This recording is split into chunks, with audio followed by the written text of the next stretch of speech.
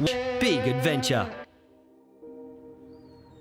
As a new morning begins, the crew of Big Cat Reality are eagerly preparing to leave for their biggest trip to date.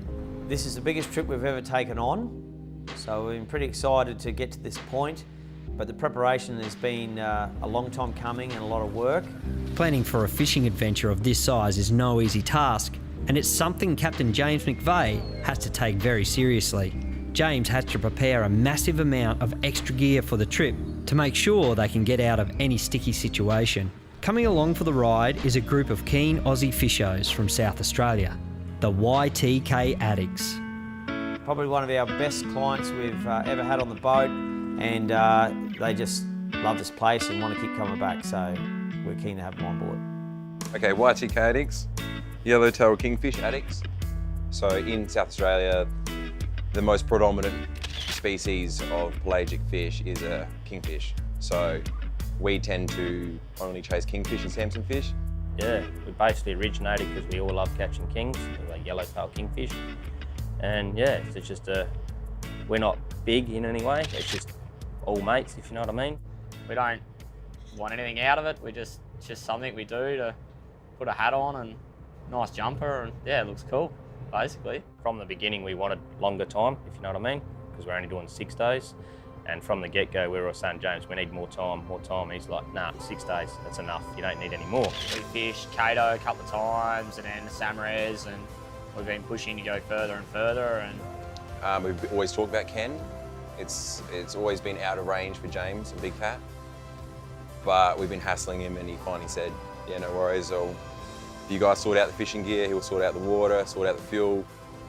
Planning for the trip was obviously just getting gear organised, getting the boats ready, and knowing how much you need. Boys bought a big freezer up this year as well, heap of bait. So yeah, we kind of been planning for ages. It's just a matter of putting it all together and getting it up here. Kenn Reef System is an untouched, picturesque, submerged continental block sitting right on the edge of Australian waters, home to an unthinkable number of large fish species and some of the world's most beautiful reef. Back at Big Cat, the guests are almost ready to hit the high seas in search of their fish of a lifetime. Once everyone's here, we'll see who's got cars to park, we'll park the cars, get back on board, Sam should arrive and we go. 14 days at sea for the Big Cat. Big trip ahead of us. I'm very excited about it. I really think we're ready to go. A lot of planning, a lot of thoughts got into it. We've got the right guys on board, as in good crew, good guests. When we finally get out there, I know they're going to maximise the opportunity. The weather pattern looks pretty good as well. So all in all, I think it's going to be a cracking trip, and I can't wait to deliver it for these guys because they live for this.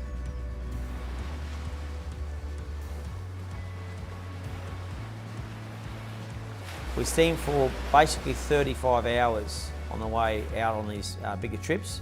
So to have the opportunity to troll all the way is great. We steam through one green zone early in the trip, but then we're in deep blue water up to 3,500 metres of water. So if we get a hook up on the way out, it's always exciting. The guys look forward to it, and to land a big fish is a great way to start the trip. The guests enjoy each other's company on the back deck. They can't wait for the adventure ahead. The crew are settling in for the next 2 days of motoring too. It's a time of great anticipation.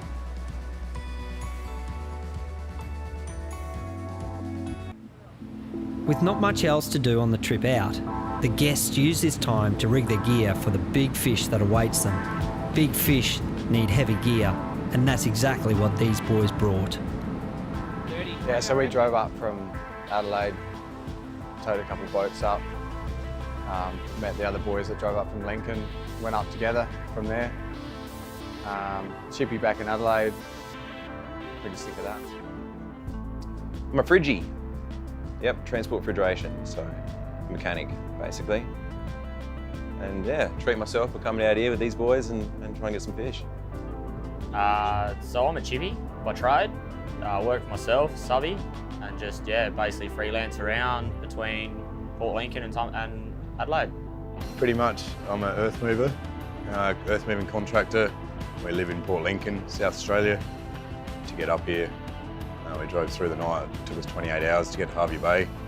Last year, We had a couple of hits on marlin on the way out and none of the boys got one. And then this year we'd really hoped to get a marlin on the way out, and yeah, I think it was midday I was actually in my boat when it happened. We got a little knock on the rod. What was that?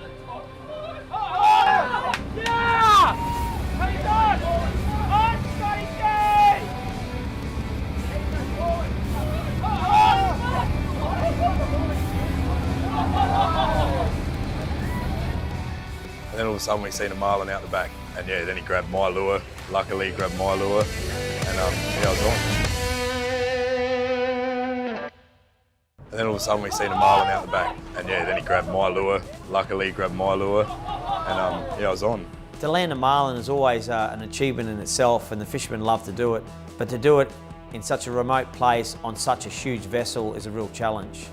The excitement the guys have when they're just fighting it, which can take some time, just proves how amazing it is to land these fish.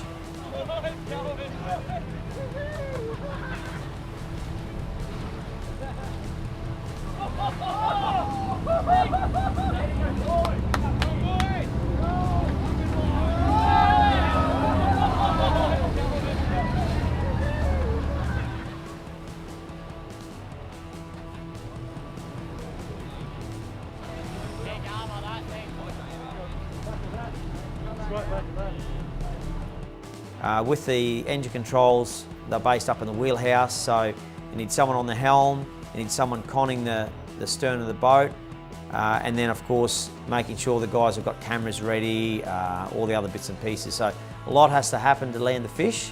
It's even more critical that we manoeuvre the stern of the vessel so that the line doesn't get fouled around the boat or around the props. So it's not an easy task, but it's always rewarding when we get a great result. Bloody good.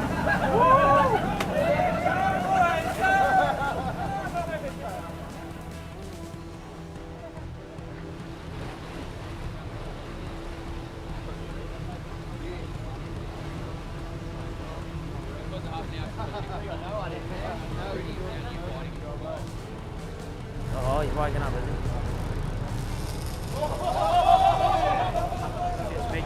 Midships, both ahead slow, Fish is very close. The sheer strength of these large fish is what has given them the reputation of being some of the hardest fighting fish in the world, taking many hours to tire and finally land. This can certainly make for some serious mental and physical tests for the fishermen. Look at the size of the bastard. Holy hell.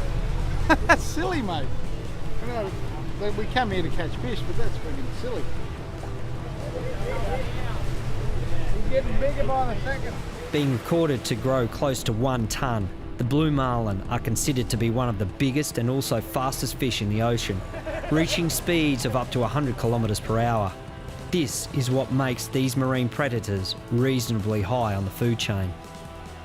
Given the fact Big Cat was actually designed as a mothership for game fishing vessels back in the 70s, it actually's got a marlin hoist on the stern where they used to, back in the 70s, haul the marlin up and actually tow them back to Cairns.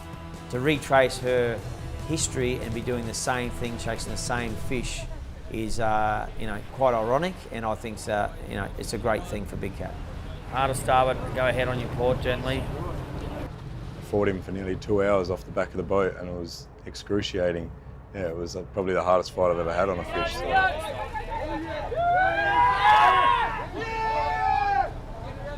Yeah, he went round to the inside, in between the two pods of the cat. The marlin come up, and then all of a sudden we had this big marlin jumping up into the underside of the boat. All stop. But the boys had the leader, so yeah, she was a capture, I guess.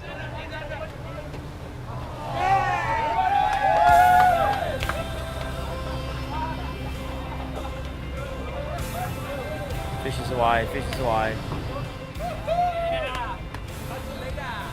Hold on, mate. Well done. I got one probably 150 in Vanuatu, and yeah, it's bigger than that. That thing's more fat. That was Oh, I'm shaking, man. That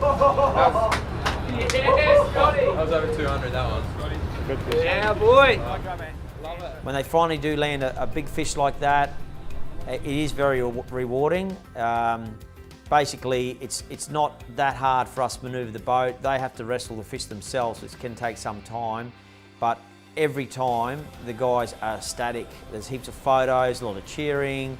It is very, very rewarding, and some of the great photos we get from it's, you know, priceless. With the cover of darkness, Captain James has to navigate with extreme care to find a safe anchorage. He has no idea what coral bommies could be lying beneath. So we're just arriving at Kenn's Reef now, but we finally got here. It's been an absolute perfect crossing. Anchor up, wait for the sun to come up, and no doubt get all the boats back in the water, and the guys will be into it. Look.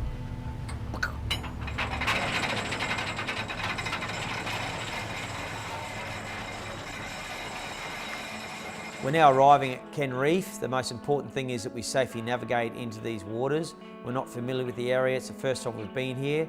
So it's critical to anchor up Big Cat nice and safe, get the guys organised. We've got to do a briefing. They've got to get their life jackets. They're obviously itching to get it out on the water straight away. So we just arrived here at 4 o'clock in the morning, steamed for 2 days, and the boys are downstairs. Boys are popping. Flickering poppers in the dark. Go on, Gary. I'll race ya. The YTK boys are very, very keen and true to form. I think they had a line over the side before we even had the anchor down. So, you know, that's typical of these lads. They are serious fishermen, they love it, and they are actually addicts. Yeah, we're putting them in. This one here is going in first. Conditions to launch is, you know, unbelievable. This is as good or better than the marina. So to come this far out, plan a trip for this long and be given these conditions is a bit surreal, but we'll take it. So it makes our job a lot easier, a lot less risk, which is great. We've got 2 private boats to get in the water safely, which are, you know, a lot heavier than our normal tenders. So it is critical we do get them in safe. Obviously we don't want to damage the boats because they're actually not even our vessels. However, the opportunity to hurt someone, the crew or someone else is always there. So the sooner we get these boats safely in the water, the better. Then we get all our little boats in there, get our rescue boat in, and then we can basically start to relax because that's a high risk part of our operation out the way. The next important part will be when we recover them at the end of the trip.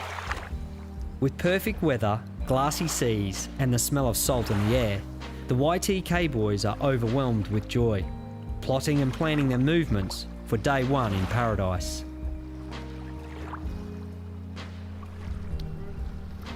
Right lads, enjoy the morning. See you back at lunchtime.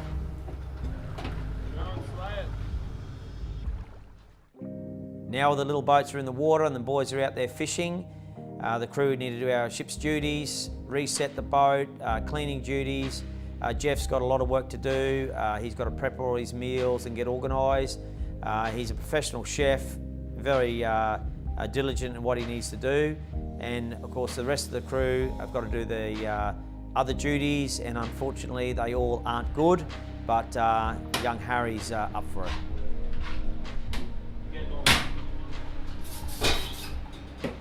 All done.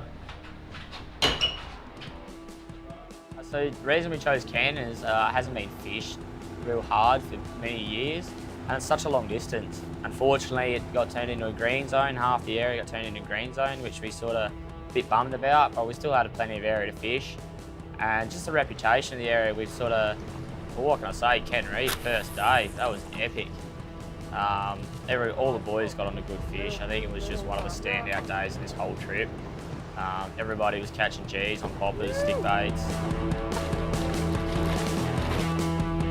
Day 1 is off to a cracking start. The fact that the fish in these areas have not seen a lure or a boat in many years definitely is an advantage. That's exactly why they chose Kenn Reef. So untouched and full of life.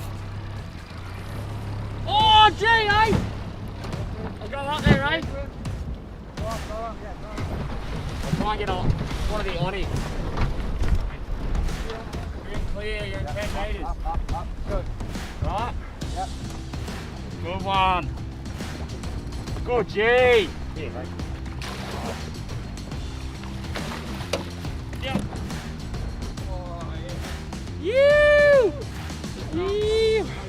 Persistence pays with a popper, eh? Shit, yeah.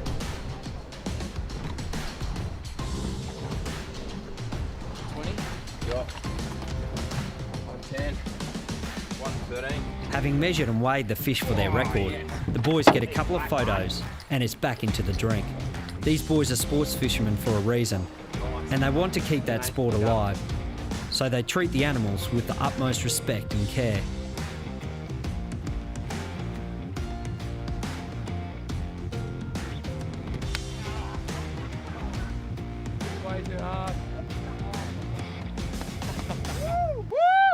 On the mothership, the crew have their work cut out for them, getting everything set up for their time here at Kenn Reef. While the guests are out on the water chasing monster fish, the crew are out on the water setting up moorings for the tenders. Plan now is, after lunch the guys have gone back out again. We've set up some moorings in a nice safe anchorage here for our tenders. So the plan would be for the big cat to find a good spot out in a more exposed area, like bigger drop-offs, that we'd probably get some better chance of getting some doggies jigged up. And we'll come back here late afternoon, sort of the little boats out, then we'll go back there and let the boys have an opportunity to jig pretty well all night, if I know these guys. Right. Oh yeah, that's it. That's her. Bottomed out. While using this time to scout the reef system for ledges is a great opportunity, Captain James can also use this to map out Kenn Reef for future trips. James is always keen to get a better understanding of what coral and reef formations look like. Every reef they visit is a very different world.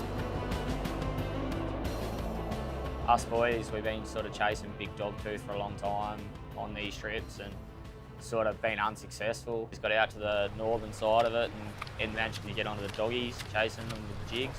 Yeah, got it. Oh, yeah. Double. Oh, good fish, boys. Oh, Good fish. got the dogs, mate, got the dogs. Good fish. Yeah, Oh. this Oh, You're right. good. You tell us what we want, mate. I can't do anything. Huh? I can't do anything. Right, like the draw, hold it. You're right.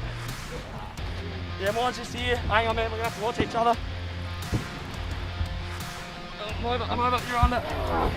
Good fish, man, good fish! Doggy! Doggy! Woo! Doggy! You! Yeah! Being known as one of the most elusive and hardest fighting fish, the dog-toothed tuna certainly gives any fisherman the rush of a lifetime. Finding a big doggy is one thing, but landing one is another game. Oh, go on!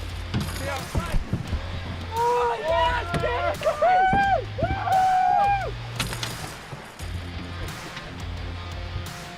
Woo! Good doggy! Woo! I'm a whopper stopper, mate. Got him?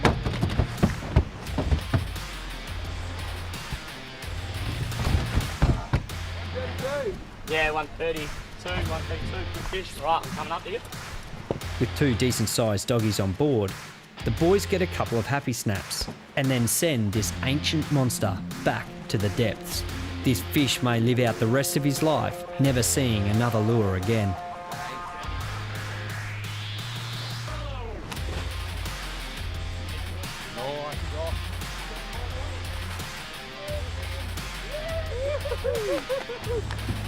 Yeah, boys! Back over at Big Cat, James thinks he's found a reef drop on the charts and has set his deckhands Harry, Seb and Jeff are tasked to try and catch a fish, proving the spot's fertility. Seb's going to show me how it's done on the hand line.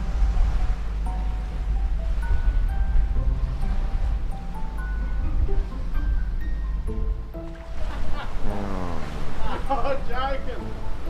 No. Oh, what the fuck is that? Grinner! Mate, that's a grinner! Grinner! You're the ultimate Grinner! Oh, yeah! Yeah! James can see now the difference between how his crew fish and how his guest fish. So the only way to really find out if this spot will hold up is to check it out firsthand. The reef is alive with colour and marine life, producing a number of sought-after species and hosting some large coral pinnacles. There's great potential for some cracking fish to make an appearance once the sun disappears over the horizon. By jumping over the side, obviously it gives me a good lay of the land, get an idea of what the bottom holding capacity is for anchoring and other things, but also what sort of life's down there, and particularly for their night fish tonight, if there's going to be good country to bring in the fish and any hookups or snags from as well. So it does a few things for us. Right now, the Big Cat is located at a small sand atoll in the middle of the Coral Sea, setting up anchor for what potentially could be a great night of fishing off the back deck of the mothership. It's been an amazing first day on the water at Kenn Reef, but the guests aren't finished yet. Their lines are over the edge and their jigs are out. They won't be sleeping tonight. There are too many great fish awaiting to be caught. Yeah!